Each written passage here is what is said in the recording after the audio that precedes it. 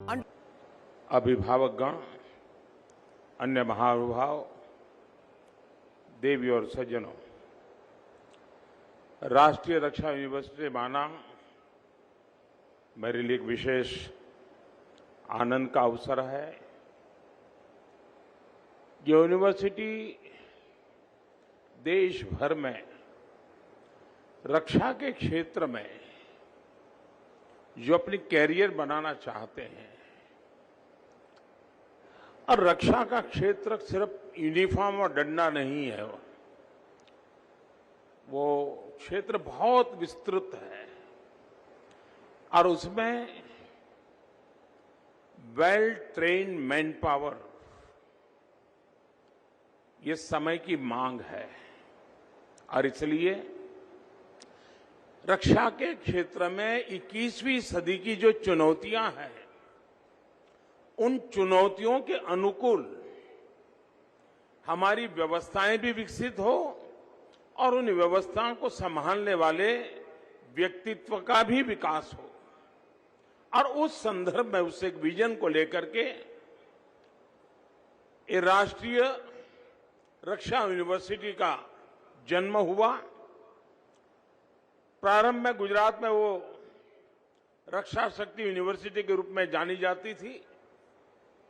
बाद में भारत सरकार ने उसको एक पूरे देश के लिए अहम यूनिवर्सिटी के रूप में उसको मान्यता दी और आज ये एक प्रकार से देश का नजराना है, देश का गहना है, जो राष्ट्र की रक्षा के लिए यहां जो चिंतन, मनन, शिक्षा, ट्रेनिंग होगी, वो राष्ट्र रक्षा के लिए आने वाले कालखंड में देश के अंदर एक नया विश्वास पैदा करेंगे।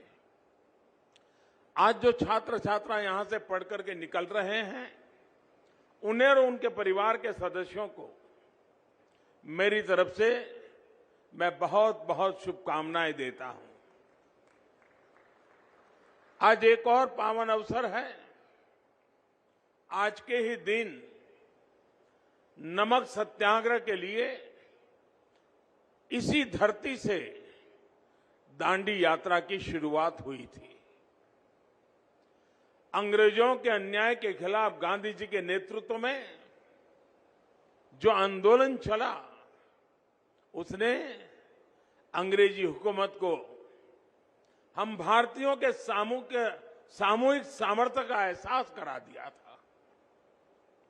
मैं दांडी यात्रा में सम्मिलित हुए सभी सत्याग्रहियों का पुण्य स्मरण करता हूं और आजादी के 75 साल जब मना रहे हैं, तब ऐसे वीर स्वातंत्र सेनानियों को आदरपूर्वक श्रद्धांजलि देता हूं। साथियों, आज का दिन स्टूडेंट्स, टीचर्स, पेरेंट्स के लिए बहुत बड़ा दिन है, लेकिन मेरे लिए भी एक यादगार अवसर है। जैसे अभी अमित भाई बता रहे थे, किस कल्पना के साथ इस यूनिवर्सिटी का जन्म हुआ था। और स्वाभाविक है कि लंबे अरसे तक मंथन किया, बहुत एक्सपर्ट्स लोगों के साथ मैंने संवाद किया, दुनिया में इस दिशा में क्या क्या हो रहा है उसका अध्ययन किया और सारी मशक्कत के बाद एक छोटा सा स्वरूप यहां गुजरात की धरती पर आकार लिया। हम देख रहे हैं कि अंग्रेजों के जमाने में जो देश में रक्षा का क्षेत्र था, उस समय सामान्य तौर पर एक लॉ एंड ऑर्डर रूटीन व्यवस्था का हिस्सा था और अंग्रेज भी अपनी दुनिया चलती रहे, इसलिए जरा दमखम वाले, लंबे चौड़े कद वाले डंडा चलाएं तो सब दूर पता चल जाए कि वो क्या है, इस इरादे से लोगों को रिक्रूट करते थे। जो रेशियल मासेस थे, कभी उसमें से चुनौती करते थे और उनका काम भारत के नागरिकों पर डंडा चलाना यही एक प्रकार से उनका काम था, ताकि अंग्रेज सुख चैन से अपनी दुनिया चला सके। लेकिन आजादी के बाद उसमें बहुत रिफॉर्म्स की आवश्यकता थी, आमूलचूल परिवर्तन की आवश्यकता थी। लेकिन दुर्भाग्य से हमारे देश में उस दिशा में जितना काम होना चाहिए, हम बहुत पीछे रह गए। और उसके कारण आज भी सामान्य जो परसेप्शन बना हुआ है, वो परसेप्शन खास करके पुलिस के संबंध में, ये परसेप्शन ऐसा बना हुआ है कि भाई उनसे बच के रहो, इनसे जरा दूर रहो। यूनिफॉर्म में हमारे देश में सेना भी है, लेकिन सेना के लिए परसेप्शन क्या है? कहीं कोई संकट की घड़ी है और दूर से भी सेना दिखाई दे तो उसको लगता है कि अब तो कोई संकट नहीं है, ये लोग आ गए हैं। एक अलग परसेप्शन है। और इसलिए भारत में ऐसे मैन पावर को सुरक्षा क्षेत्र में तैयार करके लाना बहुत जरूरी है, जो सामान्य मानवी के मन में एक मित्रता की अनुभूति करे, एक विश्वास की अनुभूति करे। और इसलिए हमारी पूरे ट्रेनिंग मॉड्यूल को बदलने की बहुत आवश्यकता थी। उसी गहन चिंतन में से भारत में पहली बार इस प्रकार का प्रयोग हुआ था, जो आज विस्तार होते होते राष्ट्रीय रक्षा यूनिवर्सिटी के रूप में आपके सामने प्रस्तुत है। कभी कभी लगता था कि रक्षा मतलब यूनिफॉर्म है, पावर है, हाथ में डंडा है, पिस्तौल है। आज वो जमाना चला गया है। आज रक्षा का क्षेत्र उसने अनेक रंग रूप ले लिए हैं, अनेक चुनौतियां पैदा हो गई हैं।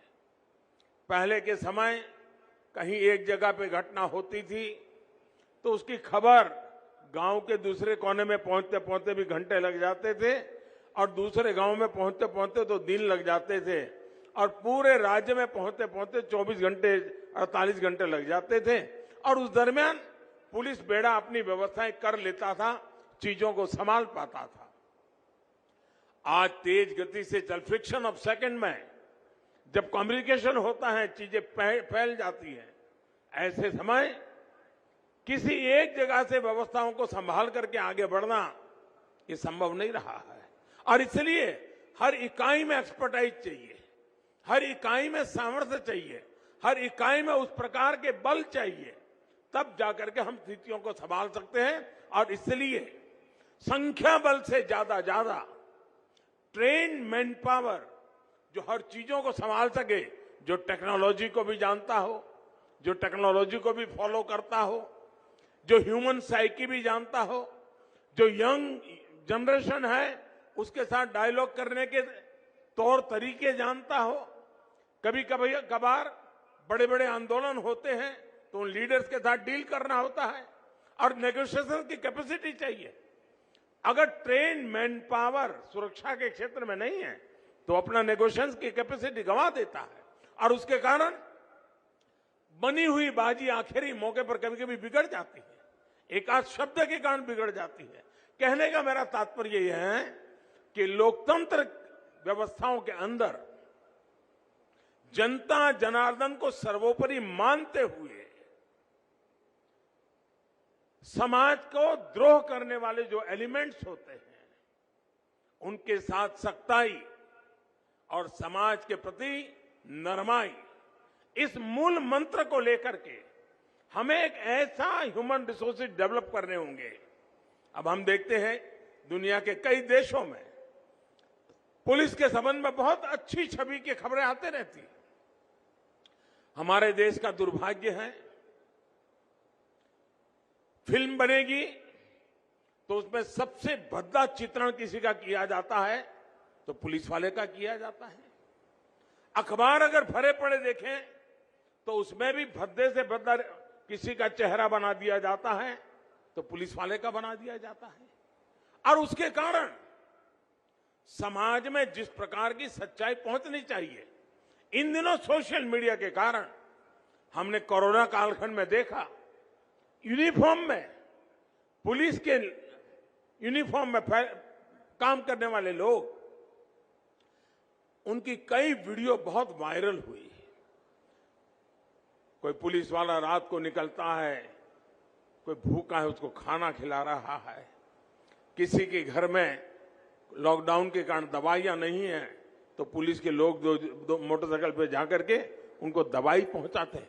एक मानवीय चेहरा, पुलिस का मानवीय चेहरा इस कोरोना कालखंड के अंदर जन सामान्य के मन में उभर रहा था।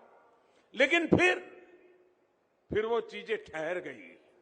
ऐसा नहीं कि काम बंद हुआ है, लेकिन जिन लोगों ने एक नैरेटिव बना के रखा हुआ है, और जब नकारात्मक वातावरण होता है तो अच्छा करने की इच्छा होने के बाद भी उसका मन में निराशा आ जाती है।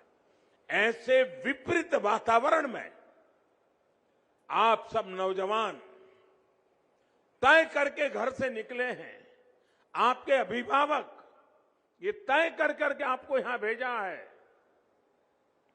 कि कभी न कभी आप सामान्य मानवीय के हकों की रक्षा, सामान्य मानवीय की सुरक्षा की चिंता, समाज जीवन के अंदर सुख चैन का वातावरण बना रहे उसकी चिंता, सामान्य समाज जीवन के अंदर एकता और सद्भावना बनी रहे, हर कोई अपना जीवन बड़े उमंग और उत्साह के साथ यापन कर सके, समाज जीवन के छोटे मोटे उमंग उत्साह के प्रसंग बड़े आनंद और गौरव के साथ होते चले, इस भूमिका के साथ समाज जीवन में हम अपनी भूमिका कैसे अदा कर सके।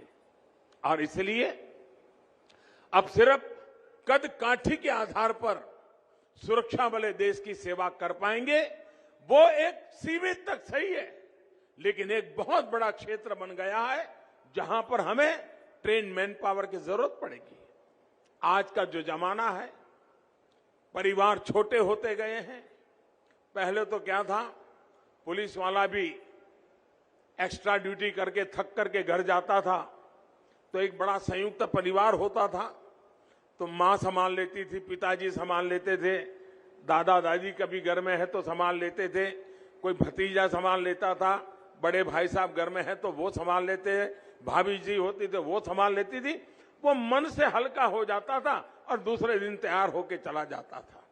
आज माइक्रो फैमिली हो रहे हैं, जवान कभी 6 घंटे नौकरी, कभी 8 घंटे, कभी 12 घंटे, कभी 16 घंटे, और बड़ी विपरीत परिस्थिति में नौकरी करता है, फिर घर जाएगा, घर में तो कोई है ही नहीं, सिर्फ खाना खाओ, कोई पूछने वाला नहीं, माँ बाप नहीं है, कोई चिंता करने वाला एक अलग व्यक्तित्व नहीं है।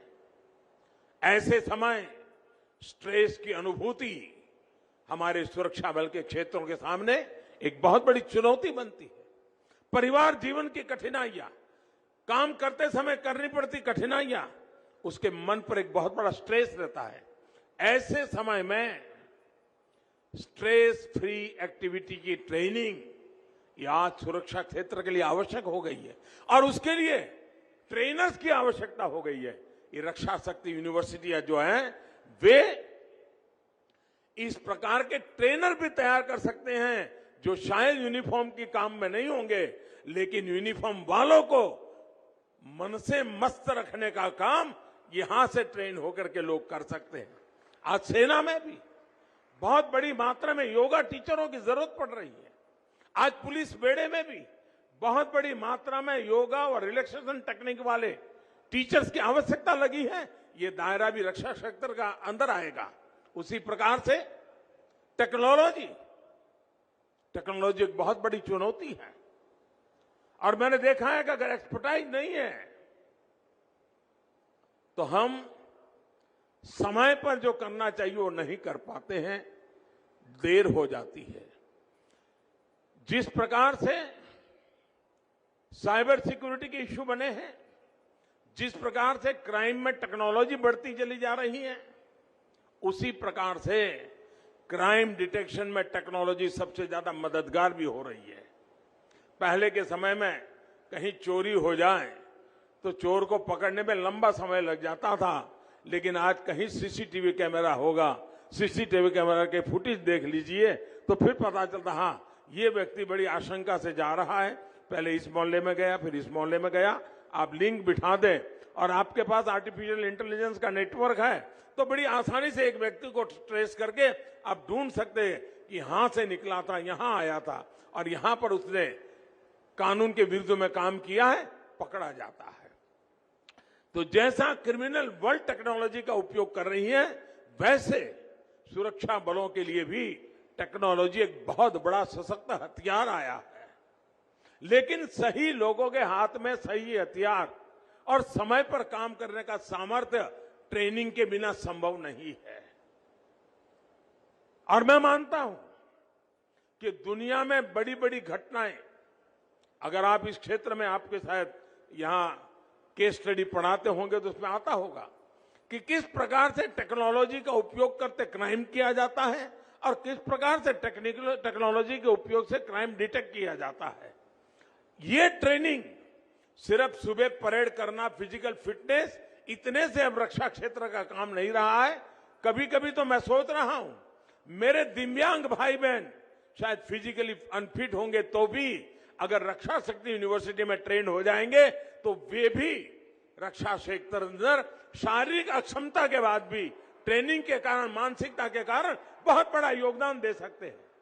यानी पूरा दायरा बदल चुका है। हमें इस रक्षा यूनिवर्सिटी के माध्यम से उस दायरे के अनुकूल व्यवस्थाओं को कैसे विकसित करें, उस दिशा में जाना चाहिए। और जैसे अभी गृह मंत्री जी ने बताया कि उस समय एक प्रकार से गांधीनगर आज शिक्षा की दृष्टि से एक बहुत बड़ा वाइब्रेंट एरिया बनता जा रहा है।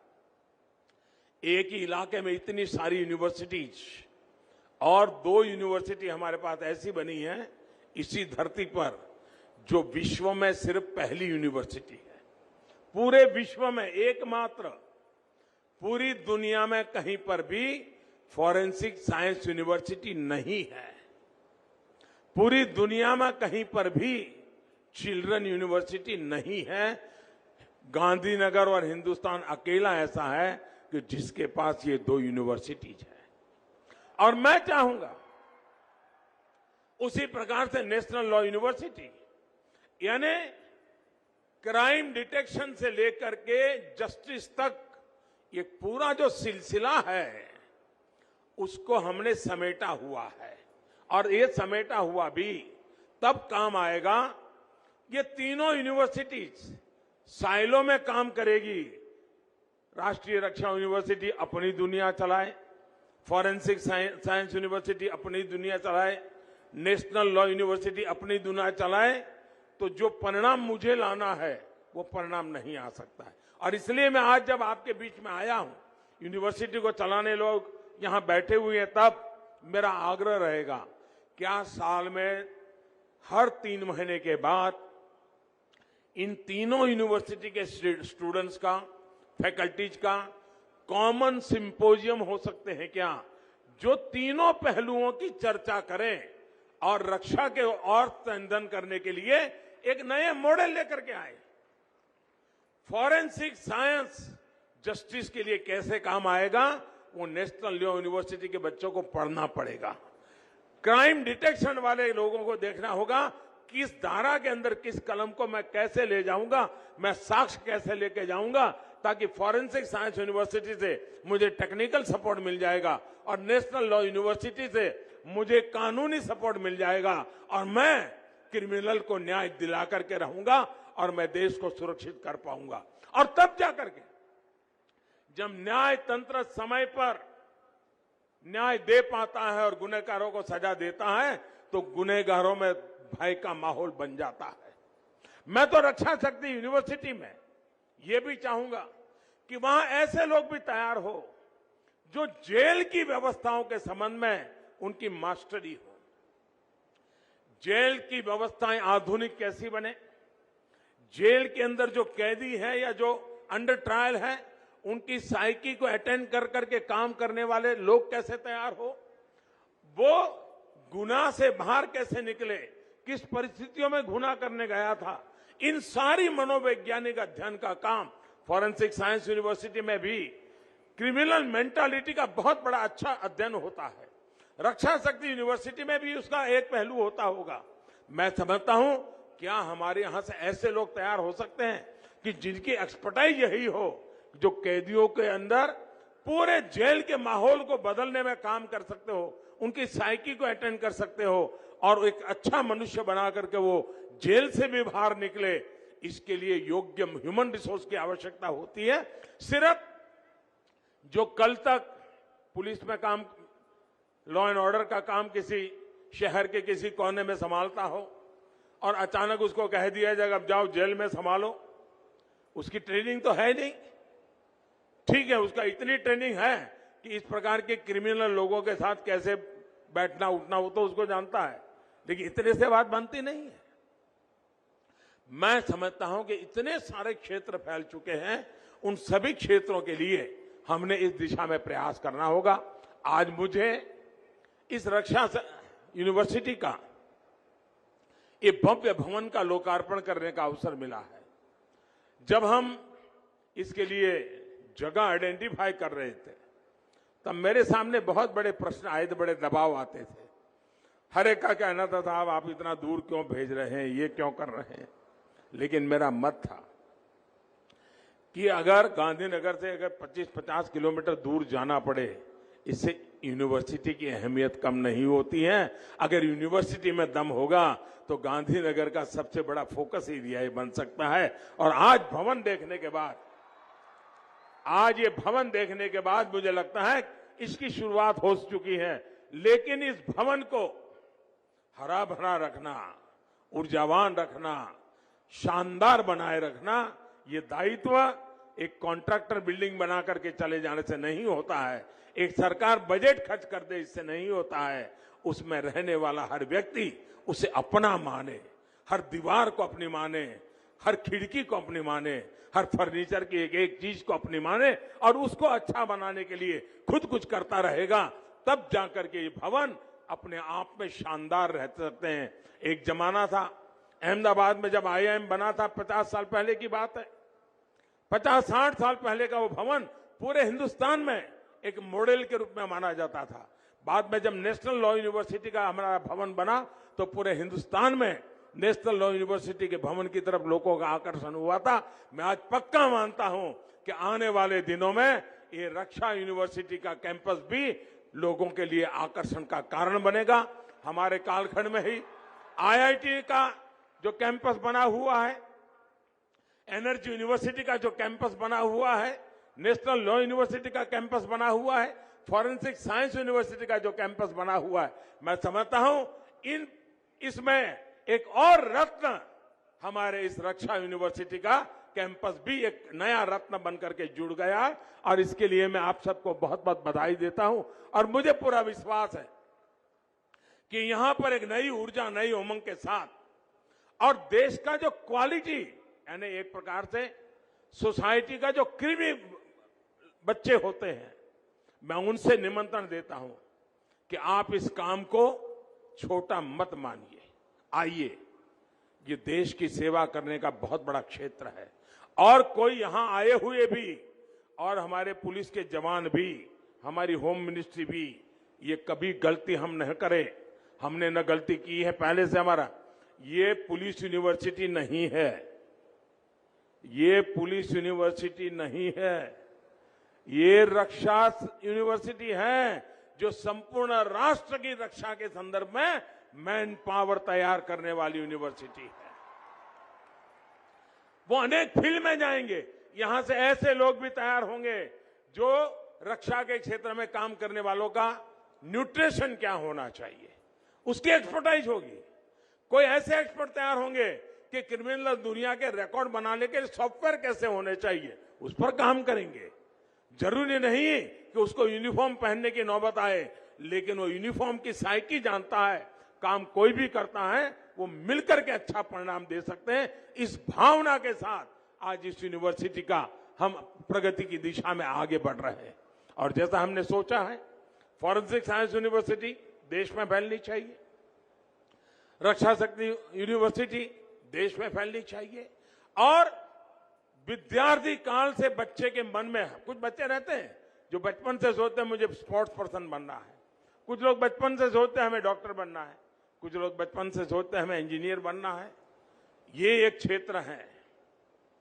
भले आज एक तबका है जो आज भी नकारात्मक का वातावरण यूनिफॉर्म के प्रति बना हुआ है, लेकिन हम अपने कर्तव्य से, अपने कठोर परिश्रम से और अपने मानवीय मूल्यों की इज्जत करते हुए काम करेंगे तो मुझे पक्का विश्वास है कि जो परसेप्शन बना हुआ है उसको बदल करके सामान्य मानवीय में विश्वास जताने का काम हमारी ये यूनिफॉर्म फोर्स कर सकते हैं। और जब यूनिफॉर्म फोर्स करता हूं तब सरकारी दायरे में काम करने वाले, पट्टा और टोपी लगाने वाले की बात में सिर्फ सीमा नहीं करता हूं। आज प्राइवेट सिक्योरिटी भी बहुत बड़ी मात्रा में बढ़ रही है, बहुत बड़ी मात्रा में प्राइवेट सिक्योरिटी का क्षेत्र बना हुआ है। और मैंने देखा है कई स्टार्टअप डेवलप हो रहे हैं जो सिर्फ रक्षा के क्षेत्र में काम कर रहे हैं। आपकी ये ट्रेनिंग ऐसे नए नए स्टार्टअप की दुनिया में आने के लिए भी आपको निमंत्रण देती है। मुझे विश्वास है कि आप जैसे साथी, मेरे नौजवान साथी, देश की रक्षा को प्राथमिकता देते हुए जब आगे आ रहे हैं, तब एक और बड़ा क्षेत्र है जिसको हमने समझना होगा। जैसे मैंने शुरू में कहा कि नेगोशिएशंस की एक आर्ट होती है। जब ट्रेनिंग होती है तब जाकर के अच्छे नेगोशिएटर बनते हैं, और जब नेगोशिएटर बनते हैं तो ग्लोबल लेवल पे काम आते हैं। धीरे धीरे आप प्रगति कर करके ग्लोबल लेवल के नेगोशिएटर बन सकते हैं, और मैं मानता हूं ये भी समाज जीवन के अंदर बहुत बड़ी आवश्यकता है। उसी प्रकार से मॉब साइकोलॉजी, क्राउड साइकोलॉजी, इसको अगर आपने साइंटिफिक तरीके से अध्ययन नहीं किया है तो आप उसको हैंडल नहीं कर सकते हैं। रक्षा यूनिवर्सिटी के माध्यम से हम उस प्रकार के लोगों को तैयार करना चाहते हैं कि जो इस प्रकार के कब हालात में भी चीजों को संभालने का सामर्थ्य रखे। हमें देश की रक्षा के लिए डेडिकेटेड वर्कफोर्स हर स्तर पर तैयार करना होगा। मुझे आशा है कि हम सब मिलकर के उस दिशा में प्रयास करेंगे। मैं आज जिन विद्यार्थी को अपनी पढ़ाई पूरी कर करके जाने का अवसर मिला है, मैं उनको भी अनेक अनेक शुभकामनाएं देता हूं। लेकिन मैं उनको कहना चाहूंगा, हो सकता है आते समय आपके मन में विचार आया हो कि यार एक बार यूनिफॉर्म पहन लिया ना, फिर तो सारी दुनिया मुट्ठी में है। ये गलती मत करना दोस्तों। ये यूनिफॉर्म की इज्जत बढ़ाने वाला काम नहीं होता है। यूनिफॉर्म की इज्जत बढ़ती है, उसके भीतर मानवता जिंदा होती है। यूनिफॉर्म की हिम्मत बढ़ती है जब उसके अंदर करुणा का भाव होता है। यूनिफॉर्म की कीमत तब बढ़ती है जब माताओं, बहनों, दलित, पीड़ित, शोषित, वंचित के लिए कुछ कर गुजरने की आकांक्षाएं भीतर जगती है, तब जाकर के यूनिफॉर्म की ताकत बढ़ती है। और इसलिए मेरे साथियों, आपके जीवन में यूनिफॉर्म तो आने ही वाला है, किसी न किसी रूप में आने वाला है, क्योंकि अब इस क्षेत्र से जा रहे हैं। तब मानवता के उन मूल्यों को जीवन में सर्वोपरि मान करके हमें जाना है। हमें मन में संकल्प लेकर के जाना है कि समाज जीवन में इस फोर्सेस के प्रति जो भाव बना हुआ है, उस अभाव को प्रभाव रहते हुए भी अपनेपन के भाव से मुझे जोड़ना है। और इसलिए मैं चाहता हूं यूनिफॉर्म का प्रभाव बना रहना चाहिए, लेकिन उसमें मानवता का भाव कतई नहीं होना चाहिए। इस भाव को लेकर के मेरी सारी नौजवान पीढ़ी आगे बढ़ेगी तो बहुत बड़ा परिणाम मिलेगा। मेरे लिए खुशी की बात है, जब अभी मैं यहां सम्मानित कर रहा था कुछ विद्यार्थियों को, मैंने गिना नहीं, लेकिन मेरी ये प्राथमिक इंप्रेशन ये है कि शायद बेटियों की संख्या ज्यादा थी। इसका मतलब ये हुआ, जैसे रक्षा क्षेत्र में आज हमारी बेटियां इन दिनों पूरे देश में पुलिस बेड़े में बहुत बड़ी तादाद में हमारी यहां बेटियों का स्थान बना हुआ है। बहुत बड़ी मात्रा में बेटियां हमारी आ रही है। इतना ही नहीं, सेना में बहुत बड़े पदों पर आज हमारी बेटियां आगे बढ़ रही हैं। उसी प्रकार से एनसीसी, मैंने देखा है कि एनसीसी के कैडेट में भी बहुत बड़ी मात्रा में बेटियां आ रही है। आज भारत सरकार ने एनसीसी का भी व्याप बहुत बढ़ा दिया है, अनेक गुना बढ़ा दिया है। और सीमावर्ती जो स्कूल्स हैं, कभी कभी आप भी एक एनसीसी के रूप में भी स्कूलों में भी धीरे धीरे डेवलप हो सकते हैं। आप स्कूलों के एनसीसी को भी संभालने में बहुत बड़ा योगदान दे सकते हैं। उसी प्रकार से जो सैनिक स्कूल है, उन सैनिक स्कूलों में भी बेटियों के प्रवेश का एक बहुत बड़ा निर्णय भारत सरकार ने किया है। तो हमारी जो बेटियों की शक्ति है, और हमने देखा है जीवन का कोई क्षेत्र ऐसा नहीं है जिसके अंदर प्रभावी भूमिका हमारी बेटियां न करती हो। चाहे ओलंपिक में विक्ट्री प्राप्त करने आना हो तो उसमें भी मेरी बेटियां ज्यादा है। साइंस के क्षेत्र में देखो तो हमारी बेटियां ज्यादा है। उसी प्रकार से शिक्षा के क्षेत्र में देखो हमारी बेटियां ज्यादा है। सुरक्षा के क्षेत्र में भी जब हमारी बेटियों का प्रभुत्व भी उतना ही भागीदारी वाली होगा, मुझे पूरा विश्वास है कि मेरे देश की माताओं बहनों को सुरक्षा का एहसास होगा। और इस भाव को लेकर के, उस भूमिका को लेकर के आप सब आगे आए। एक बहुत बड़ा इनिशिएटिव जब हमने लिया है, उस इनिशिएटिव को सफल बनाने का काम पहली बैच का ज्यादा होता है। एक यूनिवर्सिटी कितना बड़ा परिवर्तन ला सकती है, एक ह्यूमन रिसोर्स डेवलपमेंट की इंस्टीट्यूट कितना बड़ा परिवर्तन ला सकती है, गुजरात की धरती की दो घटनाएं मैं आपके सामने रखना चाहूंगा। बहुत समय पहले, और उस समय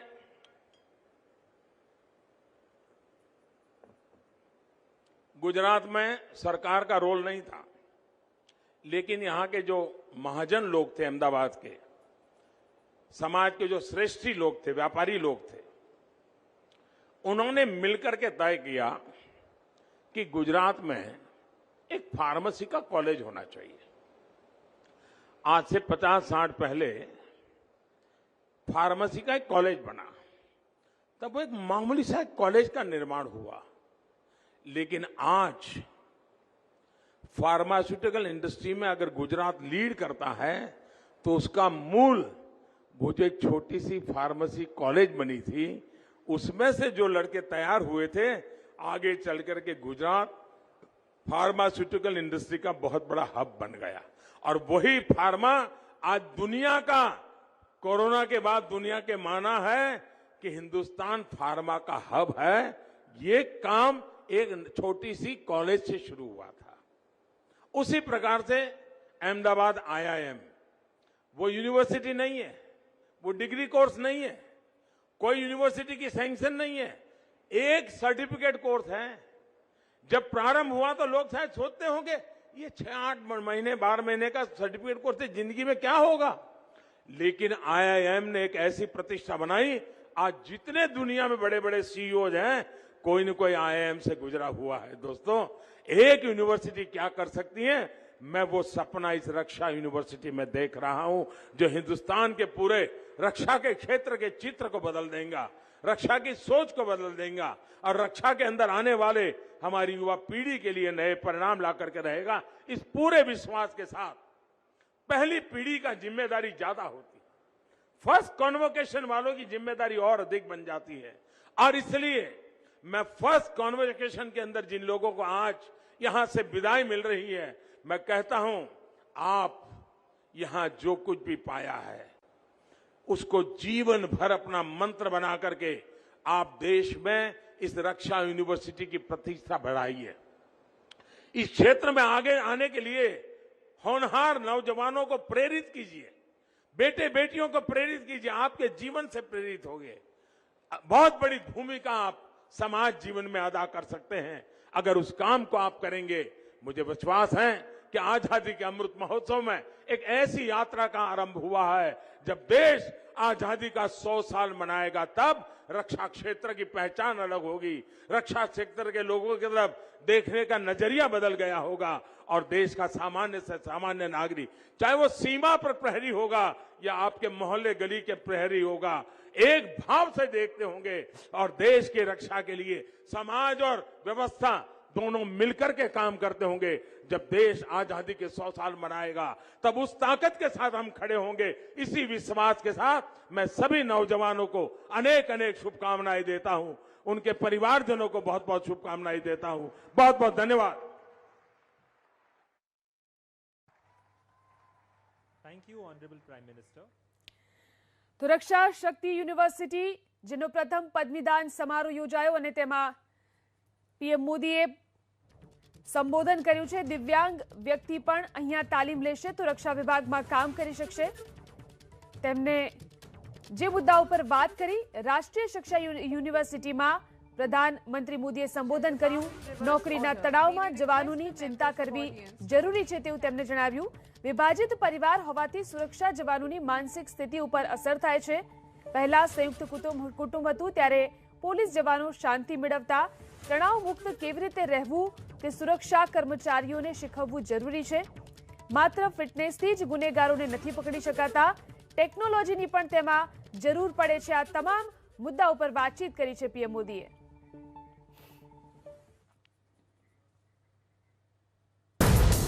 પેટ્રોલ ડીઝલ પુરાવતા કેમ સાવધાની રાખવી છે જરૂરી? કેવી રીતે થાય છે પેટ્રોલ પંપ પર ગોલમાલ? પેટ્રોલ ડીઝલમાં કટકી થાય છે ત્યારે હું તો બોલીશમાં રાત્રે 8 વાગે થશે તેલના ખેલનો પર્દાફાશ।